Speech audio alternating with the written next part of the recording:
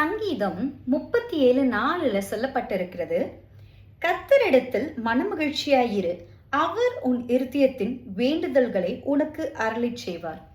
ஆமாங்க, கர்த்தரிடத்துல மனமகிழ்ச்சியா நீங்க இருக்கும் பொழுது, சந்தோஷமா இருக்கும் பொழுது, ஆனந்தமா இருக்கும் பொழுது, அவர் உங்க விருப்பங்களை உங்களுக்கு செய்து கொடுப்பார்.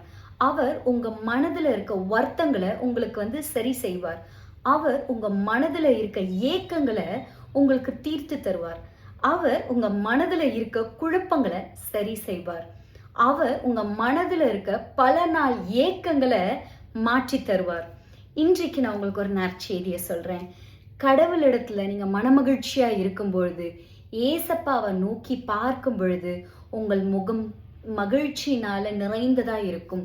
அவரை நீங்க நோக்கி பார்க்கும் பொழுது கண்டிப்பா நான் சொல்றேங்க, உங்க வாழ்க்கையில சந்தோஷம், ஆறுதல், தெய்வீக பிரசனம், தெய்வீக மகிழ்ச்சி உங்க வாழ்க்கைக்குள்ள வரும். தெய்வீக சந்தோஷம் உங்களுக்குள்ள வரும் பொழுது கண்டிப்பா எதெல்லாம் உங்களுக்கு எதிர்த்து நிற்கிறதோ, பிரச்சனைகளா இருக்கலாம், தோல்விகளா இருக்கலாம், போராட்டங்களா இருக்கலாம், வியாதியா இருக்கலாம், பயங்களா இருக்கலாம், எல்லாமே உங்களை விட்டு விலகி போவதை நீங்க பார்ப்பீர்கள். கர்த்தரிடத்தில் மனமகிழ்ச்சியா இருக்கும்போது அவர் உங்கள் இருதயத்தின் விருப்பங்களை உங்களுக்கு அருளி செய்வார். God bless you.